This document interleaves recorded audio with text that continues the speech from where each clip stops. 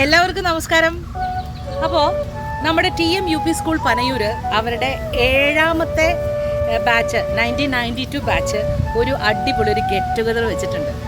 പഴയ സൗഹൃദങ്ങളൊക്കെ ഒന്ന് പുതുക്കാൻ തന്നെ ഓർത്ത് വെച്ചൊരിടം. ഇതാണ് അതിന് പേരിട്ടിരിക്കുന്നത്. നല്ലൊരു പേര് കേട്ടോ, ഓർത്ത് വെച്ചൊരിടം.